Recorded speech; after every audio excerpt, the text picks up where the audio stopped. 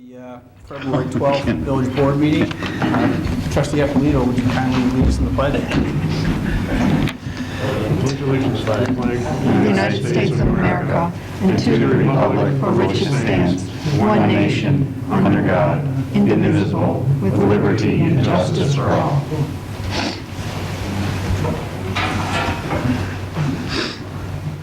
Well, I'd like to invite Fred and Jake with a special presentation for Fred, who will be leading us shortly in recognition of his years of service to the Village of Webster.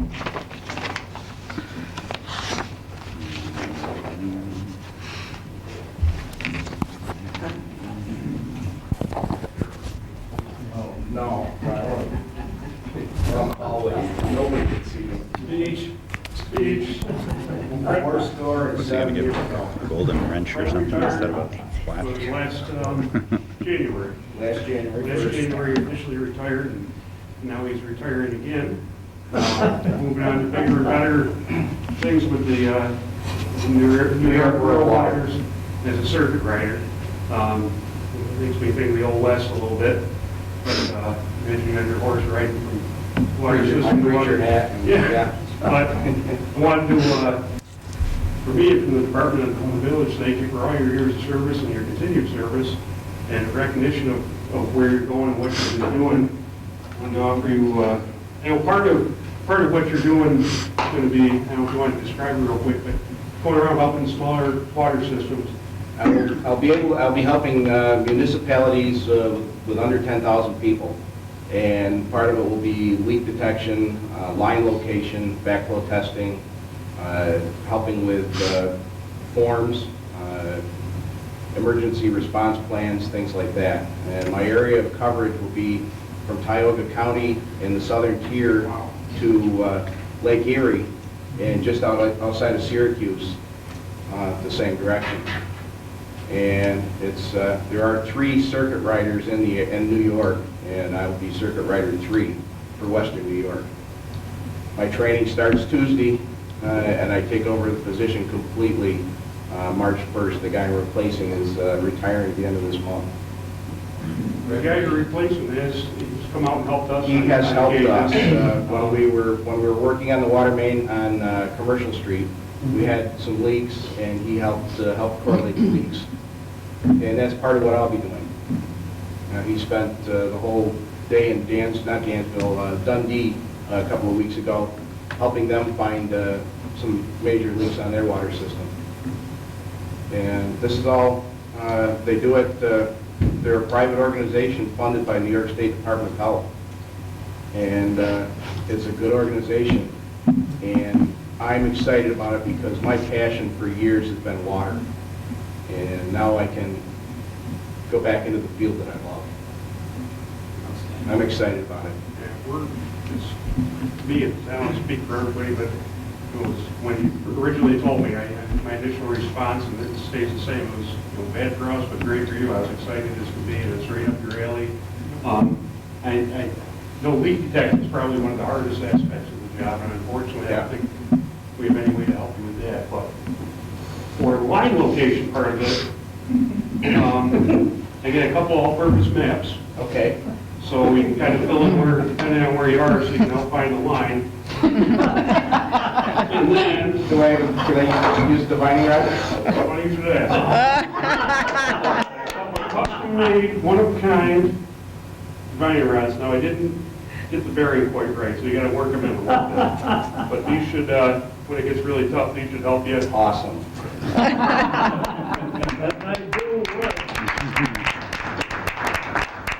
The idea behind these is if you're tracing any kind of thing buried, they will turn to the side when you pass over it. And for years they didn't work for me until Jake showed me what I was doing wrong. You have to hold one down to my side and for it to work. Other people can do it with both of them in front like this, but I have to do it like this, and it works. I never believed it until it worked for me. So, something else. Congratulations. Thanks, Jake. What's his other map? That's just in case you got something. Thank You you. should.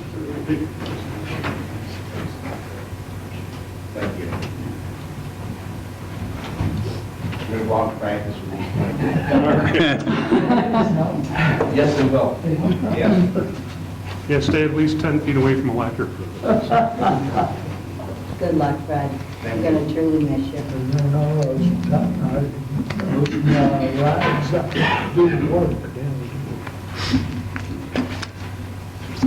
Okay, now we'll open up the meeting to public comments. I'm just asking you to give your name and address. Mr. Elder?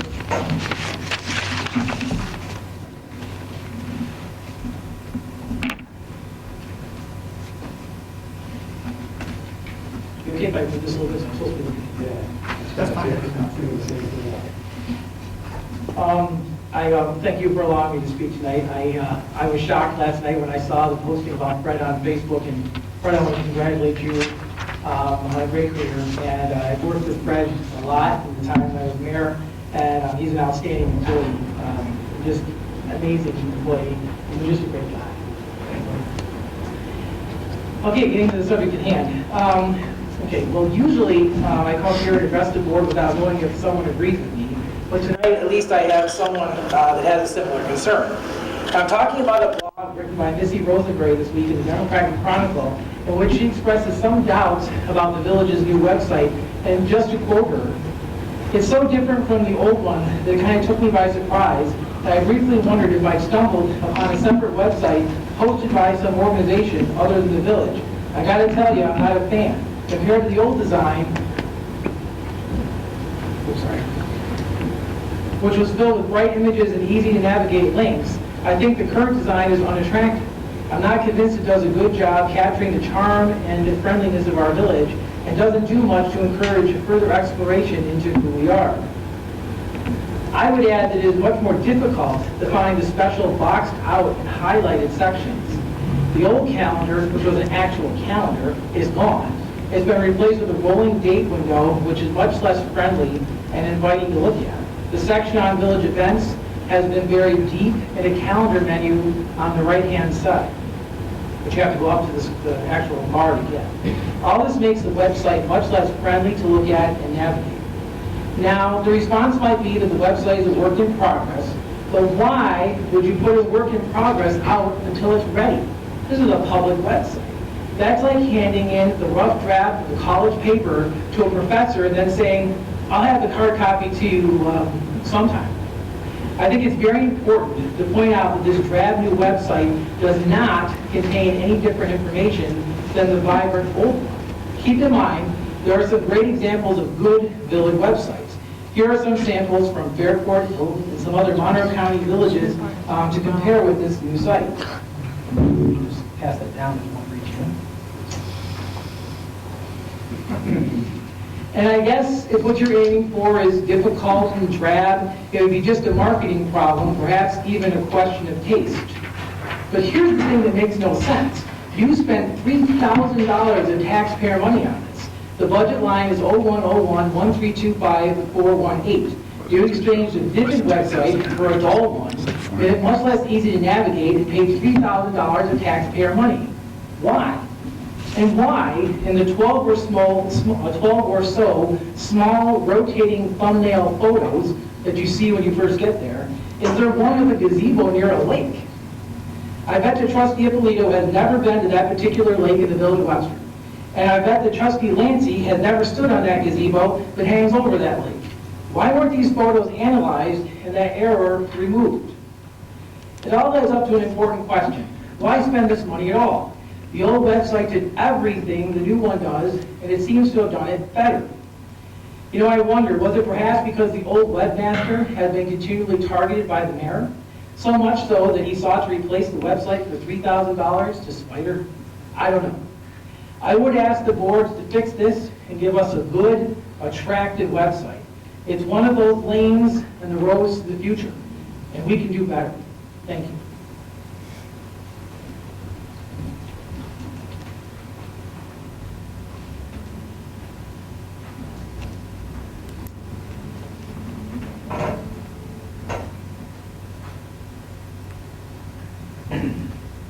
Eric Reynolds, 64 Kircher Park.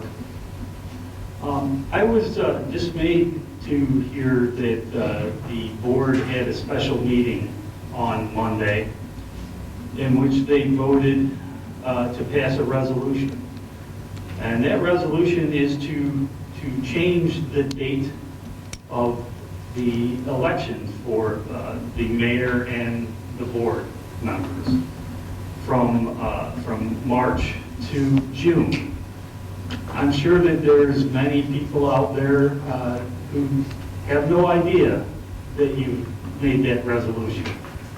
What I'd like to ask someone on the board is to explain to me why you had a special meeting on Monday when you could have had this meeting tonight and discussed it tonight. Can someone please tell me why it couldn't have been done tonight? In order to get it on the ballot at the March elections, they had to be turned in on 30 February. days. On No. February 10th, which is why we had it on Monday. I don't believe that that's correct. It has to be done 30 days. No, it was a requirement of the Monroe County Board of Elections who runs the, I'm sure if you talk to Mr. Elder, he can explain that to you, or he can talk to his boss, and they were the ones that gave the date. Well, check with your boss.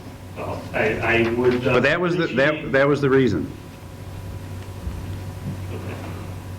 I would appreciate you bringing it to the attention of the residents of the village tonight so that they understand what is going on with the election and the fact that it's going to extend your tenure by 90 days by changing this. Well, And that it wasn't brought up by a board member, it was brought up by you. And you made that motion to bring that to bear. So if you'll explain that to us, I'm sure everyone would be very interested to hear. It is a proposition that is going to be on the ballot on March 18th, the election. The general public will have an opportunity to vote up or down on the election day being moved from March to the third week in June. Anyone else this I evening? believe so. All right, then I'll close the public portion and we'll move into board business.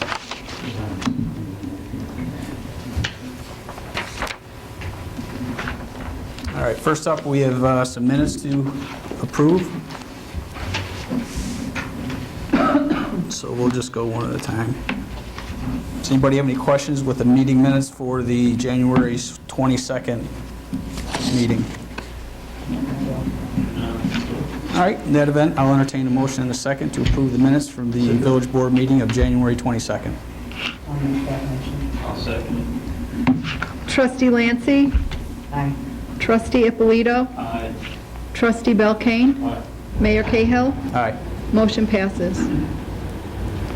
All right, next is the minutes for the village workshop meeting of February 3rd.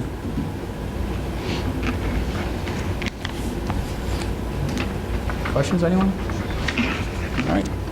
Dale? All right, I'll entertain a motion in a second to accept the minutes of the village workshop meeting of February 3rd. Motion. Trustee Ippolito, Aye. Trustee Belkane, Trustee Lancy, Aye. Mayor Cahill, Aye. motion passes. Next are the minutes from the special village board meeting of February 9th. Questions? Okay. I'll entertain a motion in a second to accept the minutes of February 9th then. I'll make that motion.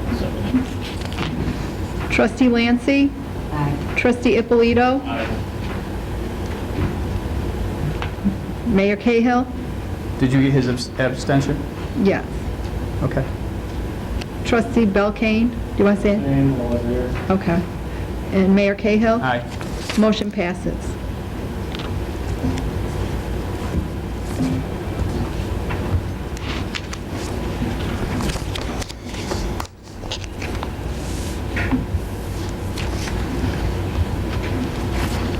All right, next is a resolution to approve the claims, trust, and agency.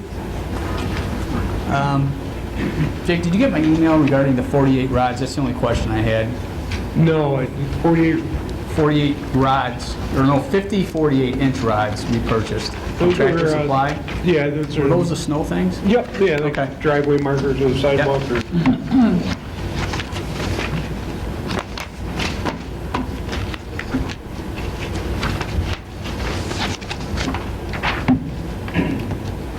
Page 4, just the repair mandated by gas and electric, I was just wondering what it was.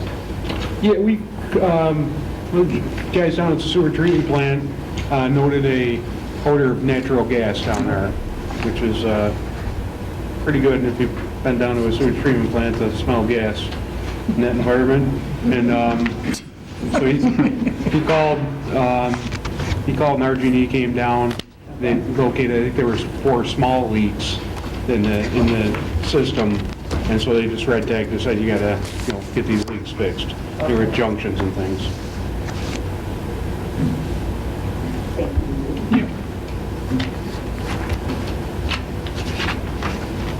Any other questions? Which was that answered the question I had at the office. All right, then I'll entertain a motion in a second to approve the claims and warrants. I'll make that motion. Second. Trustee Belkane? Aye. Trustee Ippolito? Aye. Trustee Lancy? Aye. Mayor Cahill? Aye. Motion passes. All right, next we have a resolution related to the North Avenue Connector Project. So this is a resolution of the Village of Webster Board of Trustees authorizing the implementation and funding in the first instance 100% of the federal aid and state Marchicelli program and aid eligible costs of a transportation federal aid project and appropriating funds therefore. Just read through this. Whereas a project for the North Ave Connector, PIN number 4755.94, is eligible for funding under Title 23 U.S. Code as amended that calls for the apportionment of costs such program to be borne at the ratio of 77% federal funds and 23% non-federal funds. Whereas the Village of Webster desires to advance the project by making a commitment of 100% of the non-federal share of the cost of $17,250. Now therefore, the Village of Webster Board of Trustees, duly convened, does hereby resolve that the Village of Webster Board of Trustees hereby approves the above subject project, and is hereby further resolved that the Village of Webster Board of Trustees hereby authorizes the treasurer of the Village of Webster to pay in the first instance 100% of the federal and non-federal share of the cost of $75,000 for the work for the portion or portions thereof. And it is further resolved that the sum of $15,000 is hereby appropriated from budget line 0110-9560902, and be it further resolved that the additional sum of $60,000 is hereby appropriated from the unassigned fund balance, and the aforementioned sums are made available to cover the costs of participation in the above phase of the project. And it is further resolved that in the event the full federal and non-federal share of the costs of the project exceeds the amounts appropriated above, the Village of Webster Board of Trustees shall convene as soon as possible to appropriate said excess amount immediately upon the notification by the treasurer of the Village of Webster. Sir, would you like to talk English on that? And it is further resolved that the mayor of the Village of Webster be and is hereby authorized to execute all necessary agreements, certifications, and reimbursement requests for federal aid and/or the Marchicelli program aid on behalf of the Village of Webster with the State of New York Department of Transportation in connection with the advancement or approval of the project and providing the administration of the project in the municipality's first instance, funding of the project costs, and permanent funding of the local share of the federal aid and state aid eligible project costs, and all project costs within the appropriations therefore that are not so eligible, and it is further resolved that a certified copy of this resolution be filed with the New York State Commissioner of Transportation by attaching it to any necessary agreement in connection with this project. And it is further resolved that this resolution take effect immediately.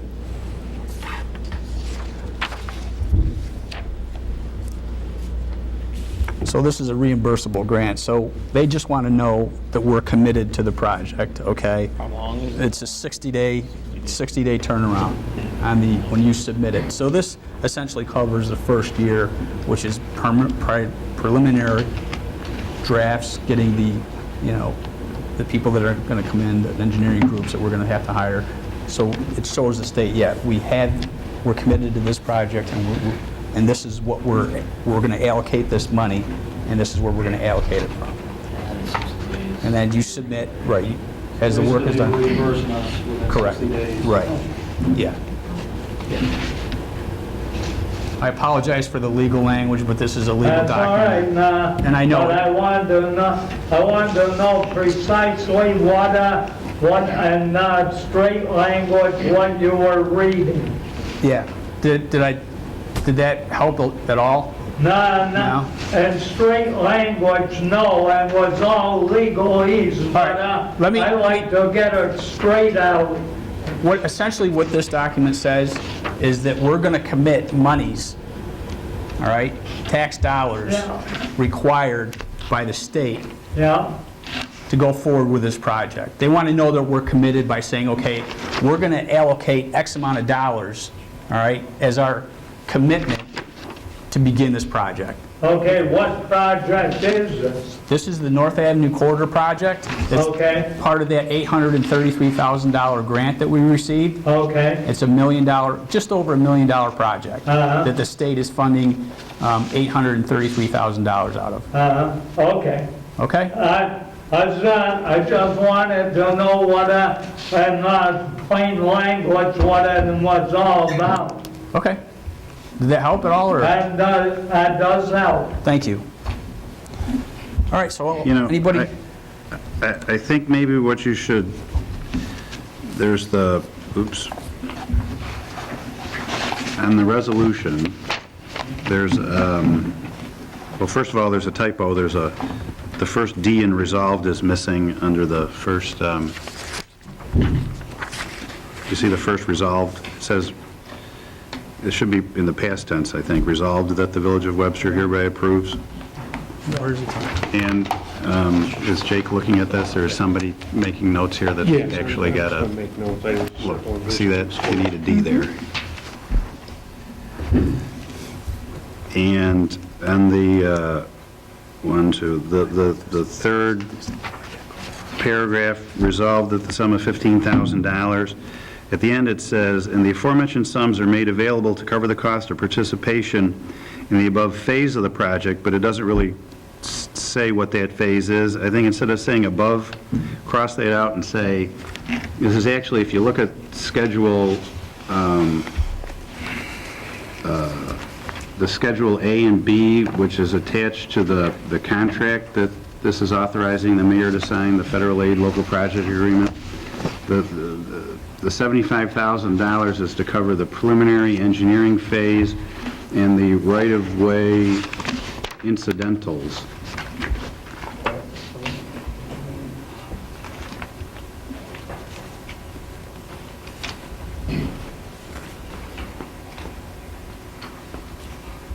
Did you get a chance to review this earlier, Don? What? Did you get to review this earlier? Yeah, I did look at it earlier, but I just sort of missed that. It probably should specify, because they gave the village a choice. Either you commit to the full $1 million and have to commit to figure out how you're appropriating that today, which is kind of not practical. Or they said, well, you can just do this in phases and commit to each phase as it comes up. So this is basically committing you to the first phase. And it was preliminary engineering. It's preliminary. Yeah. The other one is right-of-way incidentals, and if you look at the Schedule B, it says what those responsibilities are, and All right. every one of them is checked for the sponsor because the state DOT isn't doing any of it.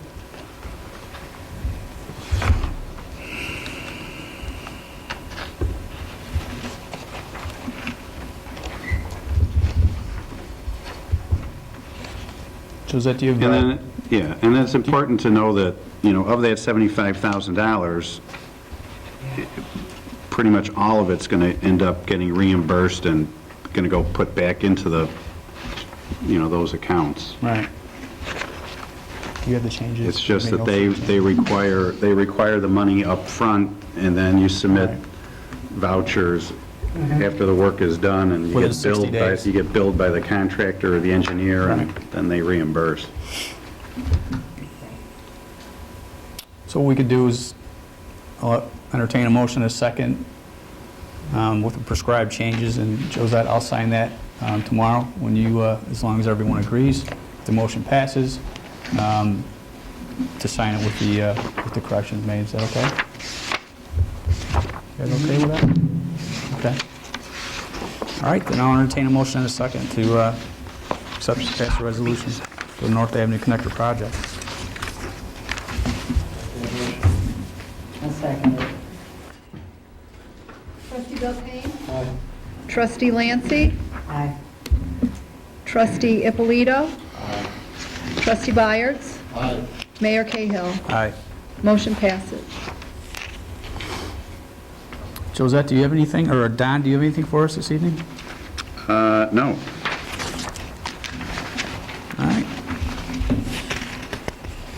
We have the comp time and overtime report.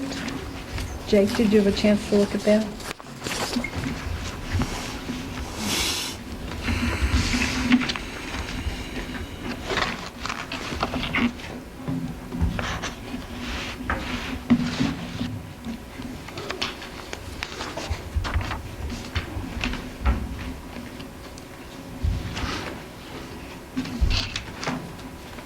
Anybody have any questions? Judy? No?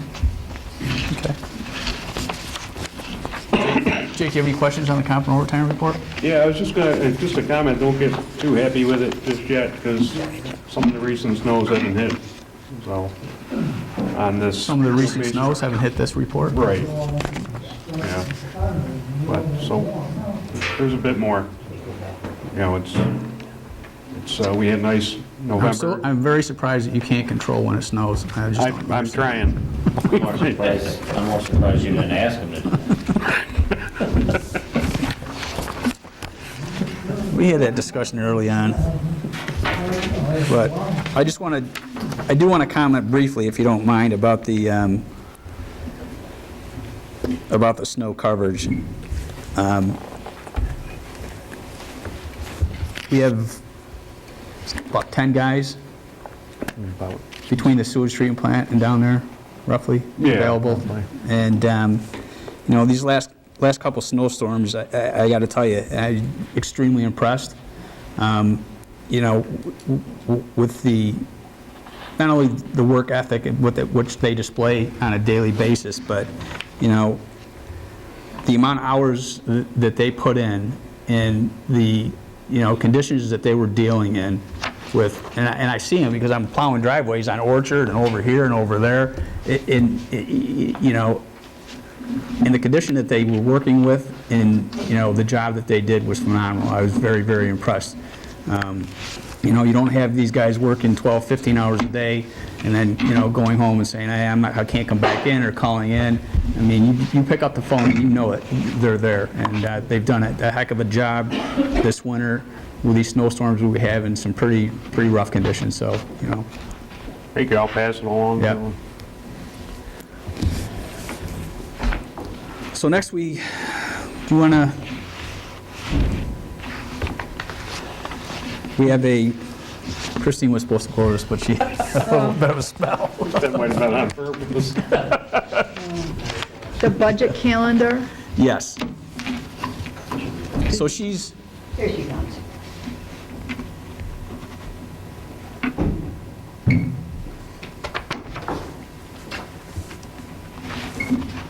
I was just talking briefly about the budget calendar and that you put together and emailed to everybody, and you've been following this and the dates that you've sent this information out.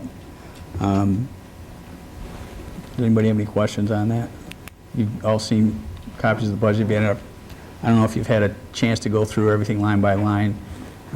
It takes a while, but I know that Jake and Christina have been working very closely together. Been going through the budget. We still have a bunch. This is extremely preliminary, and we still have a lot of adjustments to make. But in the next week, if everyone could take the time, and I know, it's a pretty arduous task going line by line, but she left on the right side of the document plenty of space to write questions down regarding that. It'd be a big help so that, when we get ready to have another budget workshop, we can put some, cogent questions together. And if you have questions in the interim, please feel free to email them to Christina or Jake or myself or whatever. Okay? But, thanks for all the work you guys have done so far.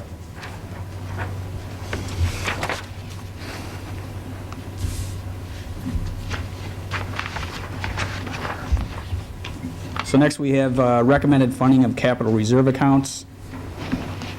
And I know, we've gone back and forth on this, but Christina, I'll let you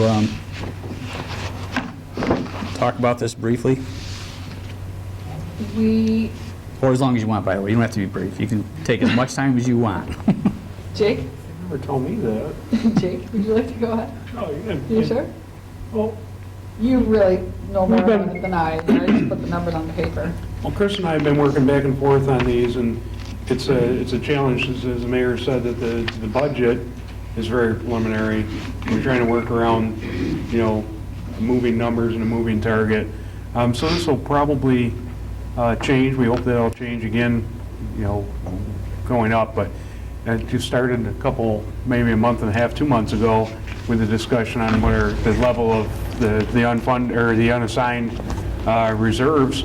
And I think we're currently at 36%. And when we started delving into that a little deeper and how some of the reserves were created back in 2004, I think they were. One was even earlier than that, wasn't it? I think Not done one. properly. And there was you couldn't find how, the proper resolutions, or you couldn't find how they were set up properly. So we took that all into account, looked at our unassigned fund balance, with kind of backing out everything that wasn't set up properly.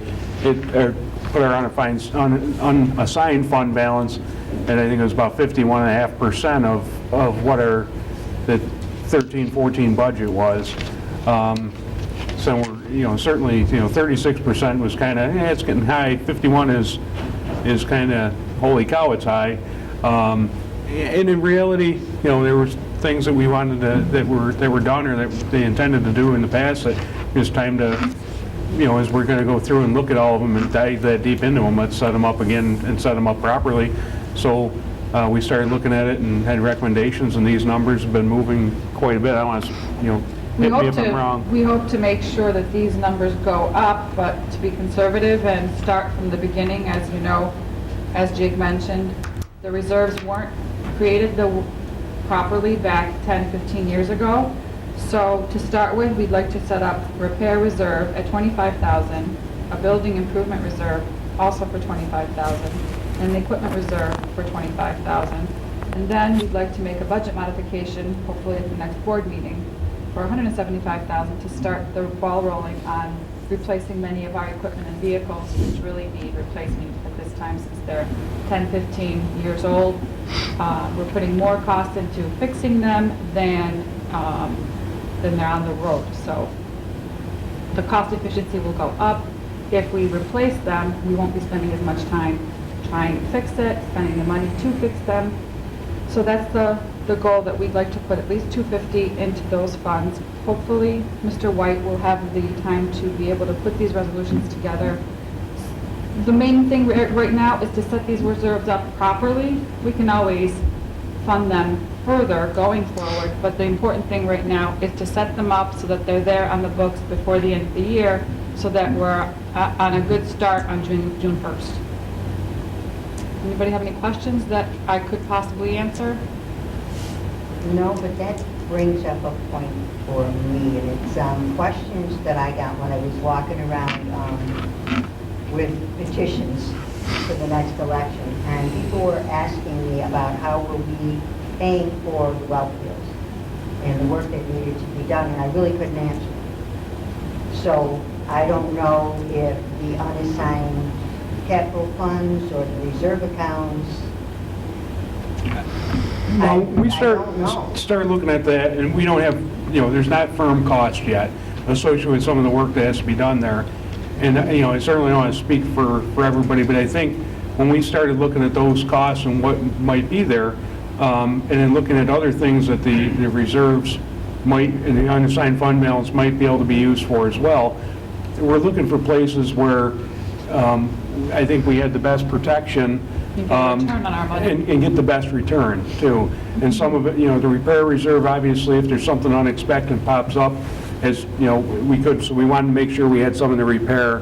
The building improvement reserve, we originally were setting that up with the intention, it's building and real property improvement reserves, really, I think what we talked about the name, the extended name being, and that being a point, at the end of the budget year and going into June where we can look at putting funds in to that to start seeding for some of the, there's abatement and the decommissioning things. The equipment reserve is one of those things where, to me, and it sounds self-serving because of it's, primarily we use, the DPW uses all the equipment, I guess. But really, I look for the best return back to the taxpayer, and I think those things are you're going to see real results. We spend about $50,000 a year budgeted for repairs, which is quite a bit. I mean, we're still going to have obviously repairs and preventive maintenance costs, but $50,000 is a lot. And 2 of the last 3 years, we've had unexpected repairs pop up. They were about 25 grand a piece. So we're really, so in a nutshell, in the last 3 years, we spent 4 years worth of what we budget for vehicle maintenance. And that's a direct result of the vehicles, the age of the vehicles, and I understand it. I completely understand. so we looked at maybe getting a better return there. I agree with what you guys are looking at here. What my concern is the cost that it's going to be to the village to close up the well fields. Yeah. And I don't know how much money we have. That's why I wanted to talk to Christina on the unassigned, just to see, because I haven't heard anything. I don't know if anybody here has had any conversations with Like Jake said, anybody. we still don't have any firm numbers. Have any of you talked to anyone about the cost? I mean, when we talked about it the last time, it was like $500,000 because there was asbestos abatement and a bunch of other things. And I didn't know what our time frame was in order to have this done. Isn't there something in the contract that there's What contract? nothing at all? The well fields can sit like that forever then? No. That's what I thought. I don't know what you're talking about with contract. Okay, New York State, anything, is there anything? I was not, Sure. There's nothing in the contract with Monroe County Water Authority that tells us that we have a certain length of time to decommission the well field. Just answering her question on that one. Do you know if there's anything that we know that, or that can we just let them stay the way they are?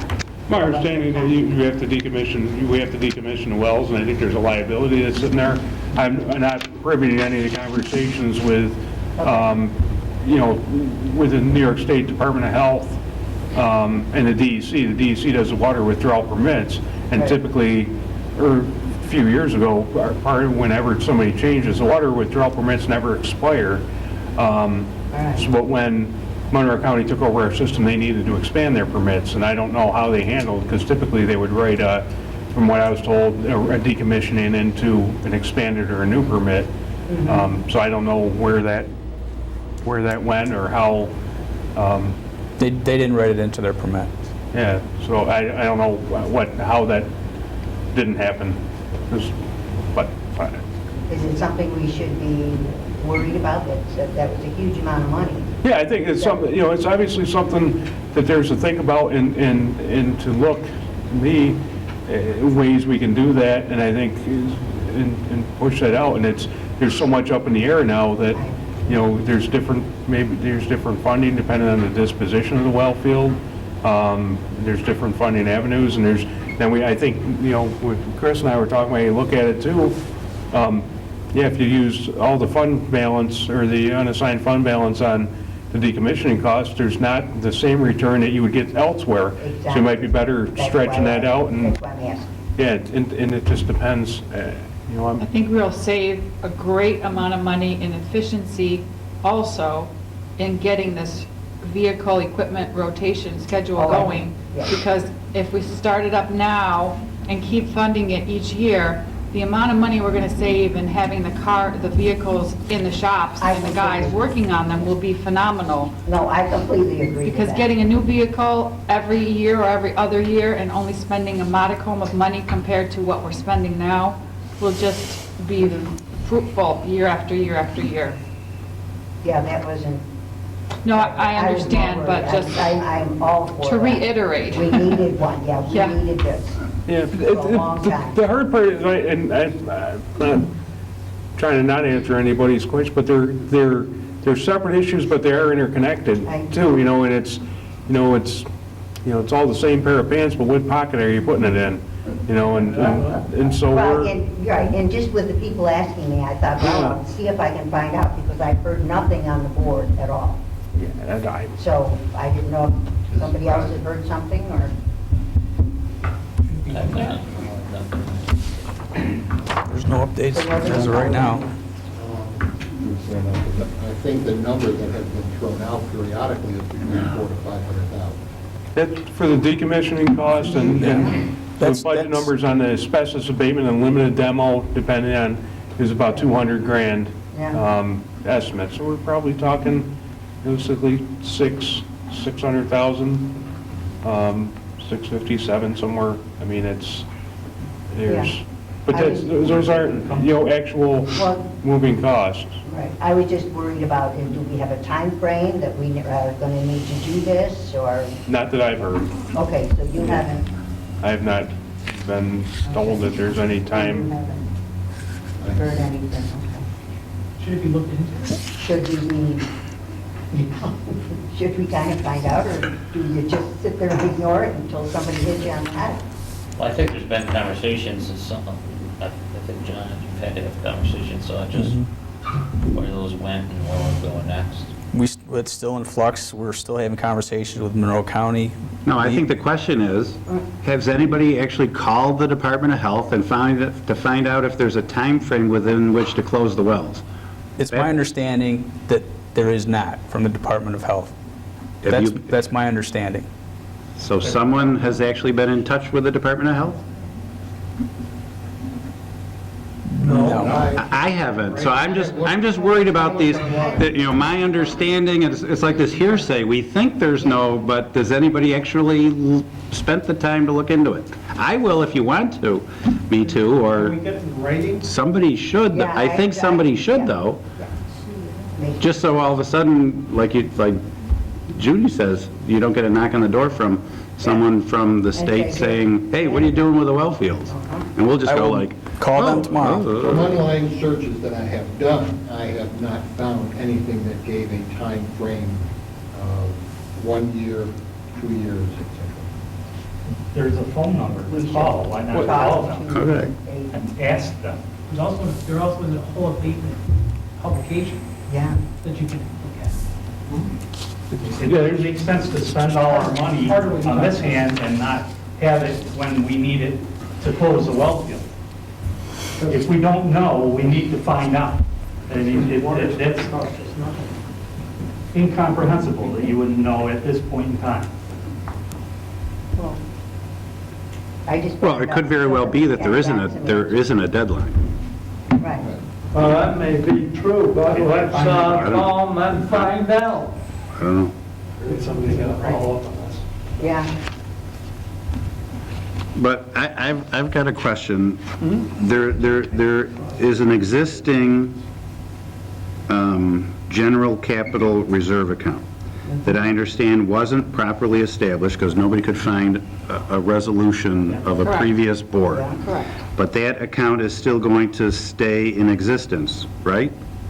No. That was part of my question to you, because as you know, we want to create the new ones. And I actually spoke with the mayor earlier today. We need a resolution to dissolve the ones that are there and create new ones. I'm not sure what the logistics of that or the legalities of that are. Because according to the discussion I had with the state comptroller regarding those two specific reserve accounts that were not established legally, their opinion is they do not exist, which means those funds that are currently allocated essentially are in the unassigned fund balance. So the question that, the discussion Christina and I had today was, okay, legally they're not established, legally that money is in the unassigned fund balance. Should we, and the question that Christine, I don't know if you had an opportunity to pose that to Don yet or not, but the question to Don was, should we, just to cover ourselves legally, put forward a resolution addressing those two specific reserve accounts? So I don't know if you had that question posed to you by Christina, or you've had an opportunity to address that or not, but it's something that you don't necessarily have to answer now if you can't. But prior to establishing the new accounts, how do we address that? And that the comptroller's opinion is they don't exist. Well, you should do something with it because... Well, that's the question to you.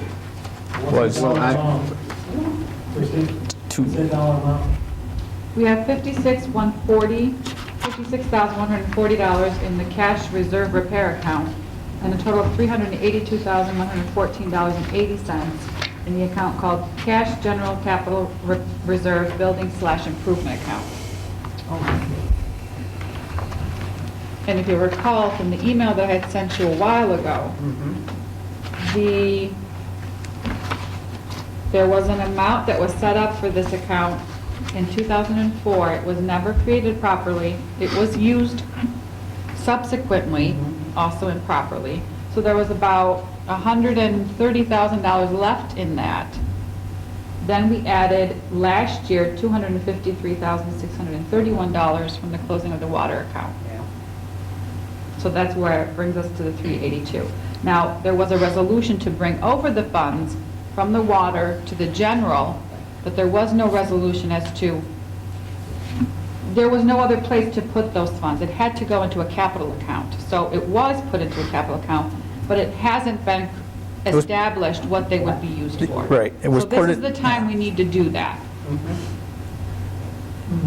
I guess that's kind of why I'm bringing it up. Yes, yeah. Right.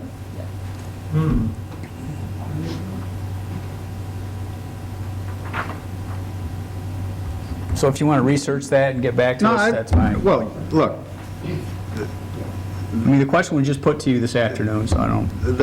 the money, when you say they don't legally exist because they weren't set up properly, but still for accounting purposes, the money is sitting in separate accounts. Correct. It's not sitting in the unallocated fund balance. So Chris sent you an email February 9th, that's got unallocated reserves, but that number really isn't the right number if you're considering the 56,000 and the 382 is also part of the unallocated Yes. reserves. Yes, Right. which is included in those numbers that you have.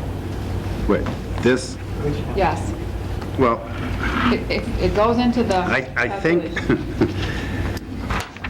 the proposal is you want to take $175,000 out of unexpended fund balance to buy vehicles with. Well, there's $382,000 sitting in this general capital reserve account that more than is enough for that. that's not established legally and does not exist. But so what? So, all right, so you take a resolution and you transfer it to the fund balance, and then you use That's what we're talking about right now, Don. That's the question that she posed to you. All right, so you this got to do it, afternoon. you have to do, do you have to do a That's what- resolution? that's the- I don't think you have to do a That's the question. resolution. Listen, you're our legal counsel. We're asking This- that question. That's what we're asking. Well, I don't think it's a Okay. legal issue. It's more an accounting issue. So That's why you can we- do you can. That's why we posed that to you, because we did not know. We're It asking you for your output. it doesn't take a formal resolution. If you want a formal resolution, you can have a resolution. But, That's but what we're the- asking. what- You've been asking that. Well, I'm trying to, you only asked it 5 minutes ago, and I'm No, giving you an she- answer. I preceded that initial question by asking you if you received information from her this afternoon. And I said, I don't expect you to have an answer right now because you just got Well, posed what to I you got this afternoon didn't address the existing accounts. It says what new accounts you wanted to establish, but it doesn't say anything about what you wanted to do with the old accounts. So I'm looking for some direction from this board as to what you want to do with the old accounts. That's all my question is. Okay. We have to have discussion on that. Yes. You're asking for an answer right now, I'm not giving one. Right, so, Exactly. and I agree with you. I wouldn't expect you to, but at the same token, I'm not going to be preparing resolutions until I know what you're doing with that money, because you could probably use, most of that money to make up for this $250,000. All right. Put that on our agenda. We had this conversation, Christine and I had this conversation before I left for dinner, and I asked Christine to talk to Don about it. Did you have a conversation with him No, I about have this? Okay. There you go. All right, we will have a conversation about this. Thank you. Okay. Jake, how are you this evening? Entertained.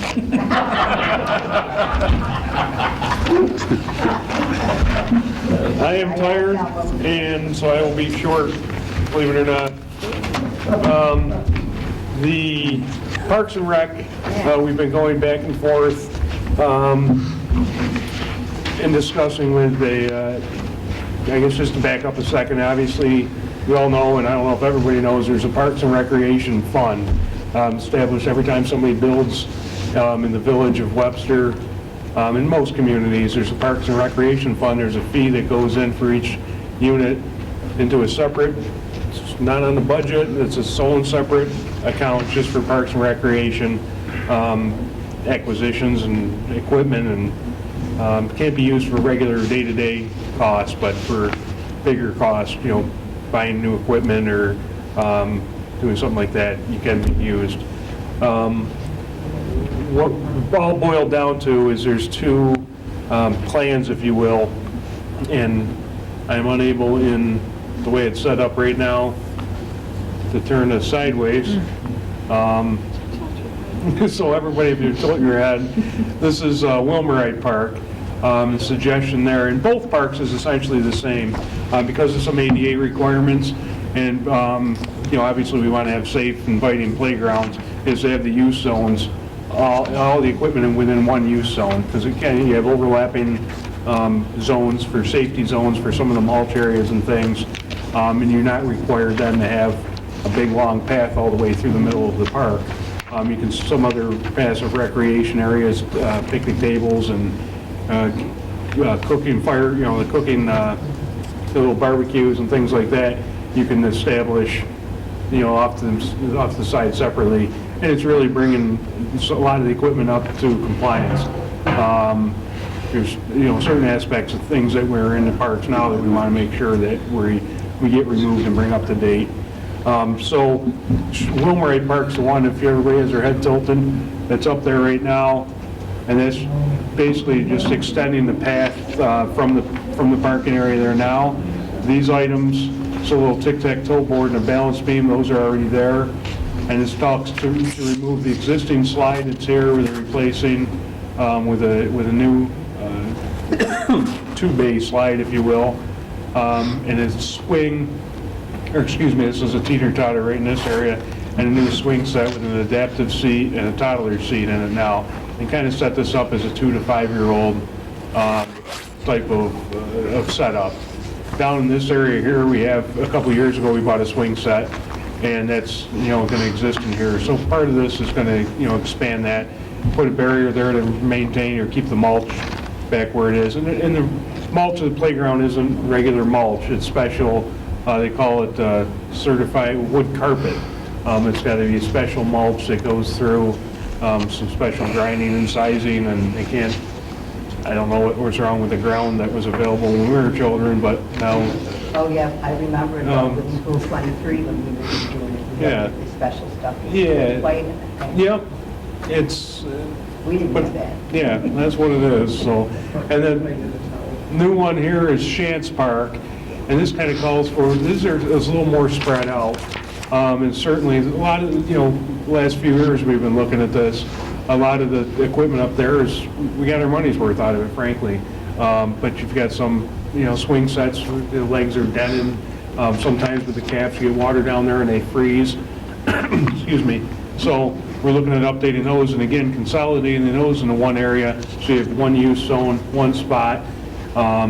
This is going to be a little split. There's an existing structure here that's for the younger kids. This is going to be, 5 to 12-year-old swing set. There's the monkey bars. They take up a lot of room. They've got new ones that are a ring.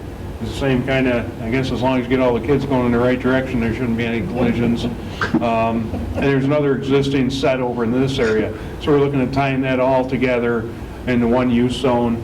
Actually, this drawing shows 2 access points down to it off that paved path that we already have there.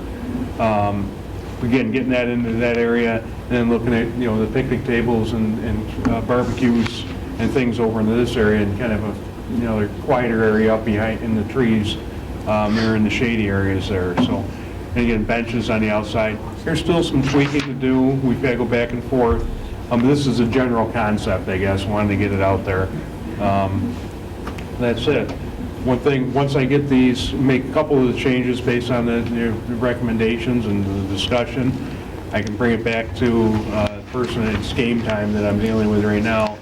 I can bring it back there, and we can come up with some better drawings and that are more, accurate for what all the changes are, and then look at the process of getting this going. Because anytime we spend out of the Parks and Recreation Fund, there's got to be a resolution on it subject to a permissive referendum, and then after that, then we can start buying. So right off the bat, we've got kind of a couple month delay in anything we do, and believe it or not, we're going to be outside pretty soon. So we want to make sure we get these things.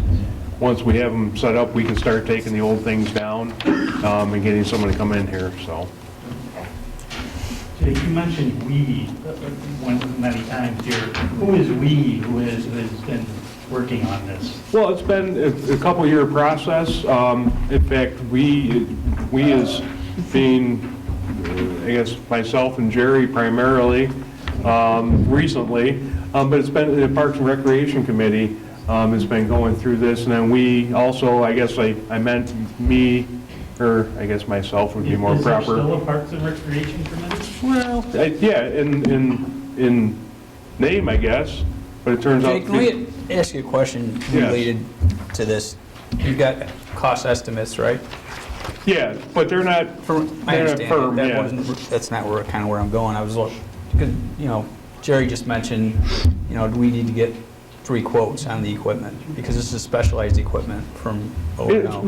They're on bid, or Okay. we They're can on state piggyback. bid? Well, no, they're not state bid, but we can piggyback off the contracts that they had have been let according to General Municipal Law 103, and as long as Right. there's that piggyback provision in the contracts that they have, or Okay. that special clause, we can go on. These are the same folks who's experienced with these people, at least, in our community. They put in the first responders playground for the town up there. They work with the school district quite a bit, my understanding. So there's a lot of, community experience with them in the presence and their. They did a phenomenal job up there, that's for sure. Yeah, they did a They real really nice did. job, and frankly, we're real generous, because I think they donated Yeah, a they lot of did. things up for that first responders. But to finish up with Eric's question, also we would be, myself and the person from Game Time, that representative, going back and forth, and it's been a long week, I just wondered if there so. was still any public involvement as far as the Parks and Recreation Committee. I said that last, or a few meetings ago, anybody interested, we need help. You know, I think you have I great told you suggestions, several I think. times, I'd be happy to. I just need you to tell me, and we will get it on to make a resolution. Okay. We'd love to have it. I'll tell you right now. Okay. Can we get that on the next agenda for our next meeting?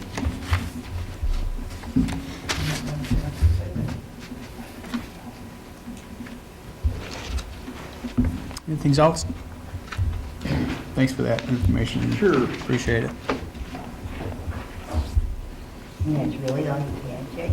There you go. No, this, I mean, and I don't know, the ballpark for what we're looking at Shantz was about, I didn't have that, but it's about 35,000. 35,000, and Wilmeright was looking at about 25,000, I think. And that's installation. And there's certain things that I think that, you know, our guys certainly can do when we're looking at, you know, the removals and things like that. But especially with today's day and age, I think, there's specialists. In fact, one of the things that took a while to get this was a lady I was talking to, it's going back for some certification that she needed again for playgrounds. And so if you get some certified installers, and again, that's something we'll go back and forth. We can help with some of the installation, but I think it's important, really. You know, I don't want to spend $35,000 on equipment and put it in, find out that there's, you know, 6 pages into some thing where you have whereas and therefores that the, you know, we put it in a half an inch too low and now we've got a big liability sitting there. You know, there's people that specialize in it, as goofy as that sounds. Probably use them. Which Does you these, have a pathway to parking? Are you going to consider parking off-road? We looked at that a couple years ago, and that's certainly a recommendation that, you know, or an option that we can bring to the board. I think we started to discuss, we had a community, a meeting. Yeah, the residents up there weren't really all that in favor of it. So they'd rather have parking in front of their house? Apparently, I think you might be able to dig up those minutes if you want. And I think if you look at it too, is if, honestly, I view that more as a neighborhood park that people are going to take your kids to, and might not be a lot of parking in that regard. And Shantz, you know, has a parking lot. I personally, I think I'd be more apt to, I guess it depends on the age of your kids too, but I'd be more apt to go, you know, to where there's a parking lot rather than park on the street. So, and Shantz is certainly more visible, and a lot more people know about Shantz. Wilmeright, I mean, I think it's a little gem that's hidden off to the side, and, you know, certainly the neighborhood people know about it and Right, use and they're it. very protected of it. Yeah, they're. And it is a village park. Yep. You know, it is utilized. Yeah. More than just a small people if possible. No, yeah, I mean, it's certainly open to anybody. Right. Well, that's true. Everything. Yeah, but I, you know, I think it's nice up there. You know, it's a nice little park, and I think certainly anything new in there is going to attract more people. And when it attracts more people, I think the good partners that we have up there and the neighbors, believe me, if, you know, if something happens up there, I know there's at least one phone call that I'm going to get immediately or the next morning, which is great. I mean, I really appreciate, you know, we can't be everywhere all the time, and having that extra eyes, and I think it's wonderful, the way the ownership and the partnership that the neighbors up there are for that park, because it is off the beaten path.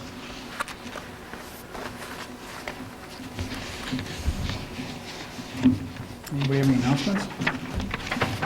All right. Well, if anyone would like to call in, the number to call is 265-3772.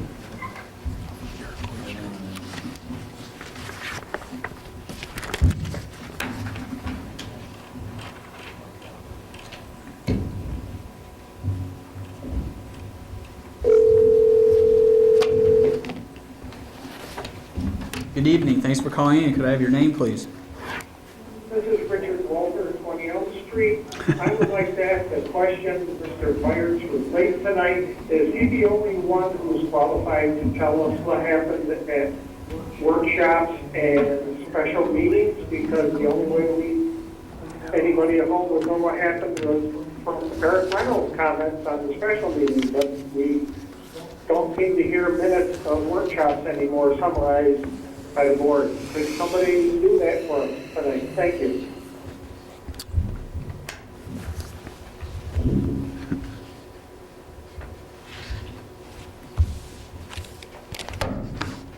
Yes, we can read those for you, and I can also provide you with a copy of them if you'd like. Would you like a copy of them right now, Mr. Walters? That's right, that was there, but I assume the people at home weren't. No, it's right on the website, too. Would you like a copy? Yes. There you go. I was told at the Thank you previous very meeting much. that when it's just my Thank wife you. and I here, and nobody needs to know. That came from the Thank you. board.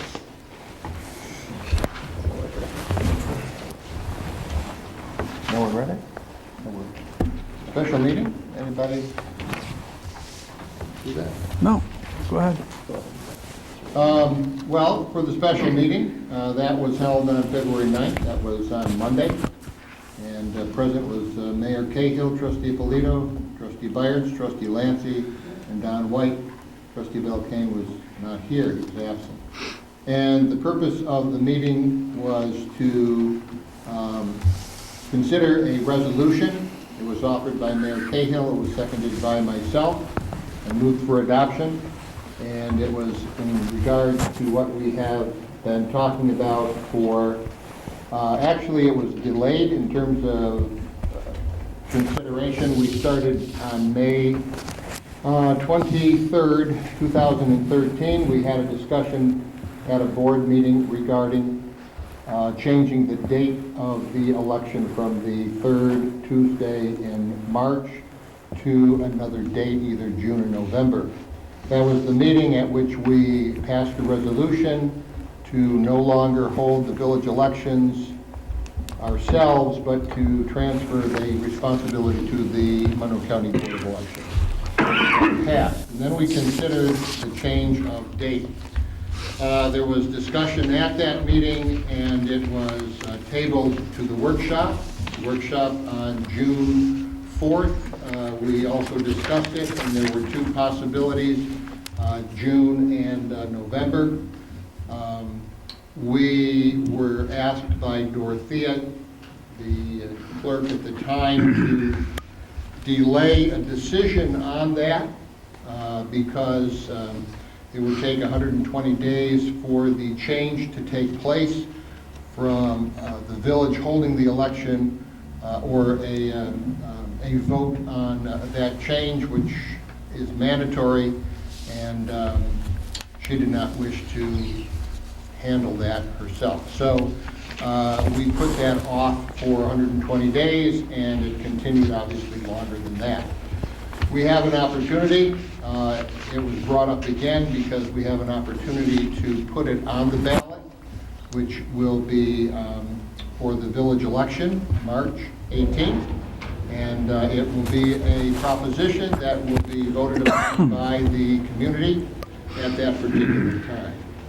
And the resolution reads, whereas the Village Board of Trustees has the authority pursuant to election law, section 15104, to change the date of the general village election from the third Tuesday in March, and whereas a change in the date of the general village election is desirable given the budget process in the fiscal year for the Village of Webster, and whereas pursuant to village law, section 9.9.12, any resolution changing the date of the village election must be put to a vote the qualified electors of the Village of Webster. Now therefore be it resolved, 1, that the general village election shall be held on the third Tuesday in June. 2, that this resolution providing for the change in the date of the general village election shall be submitted as a proposition to the qualified electors of the Village of Webster at the general election to be held in and for the Village of Webster, New York, at the Community Meeting Hall, 29 South Avenue, Webster, New York, on the 18th day of March 2015 between the hours of noon and 9 p.m. That was the purpose of the special meeting, because in order to place that proposition on the ballot, it had to be to the Board of Elections by Tuesday, February 10th. did that, and it is going to be on the ballot before the general election. What is the benefit of changing to June over March? You could probably answer that, right?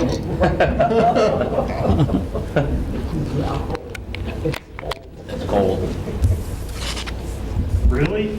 In part, there is the election currently comes at a time when the budget is being prepared. So if there are new board members that are coming onto the board, they come on to the board April 1st. The budget is put out generally in that first meeting for public hearing. It's voted upon by the end of April because it has to be in place. And so they're not really privy to the process and to what's going on, but yet they're the ones who are going to vote on it. I can tell you for a fact that there was no input from March 17th until April 1st. It was never asked for, and I'm sure it probably wasn't necessarily going to be favorably looked at or even considered the last time that there was a change on the board 2 years ago. So that is something that if the new people who are coming onto a board, their budget is in place, okay? And it's already done. They're going to look at it, and the things that they consider and want to change, they will be able to and have plenty of lead time in understanding the process, understanding the needs, and they'll be well versed in that to make wise decisions. That's one of the things that we talked about. During the last election, 2 years ago. Thank you very much, Trustee Byers. None of the people that were running for office that weren't already on the board really showed up for any of the budget workshops. So whose fault was it they didn't see the budget at the time? I was at them all. It is now 8:40, and I'll entertain a motion and a second to enter into executive session to discuss an employee complaint. I'll make that motion. Trustee Ippolito? Aye. Trustee Belkane? Trustee Byers? Aye. Trustee Lancy? Mayor Cahill? All right. Motion passed.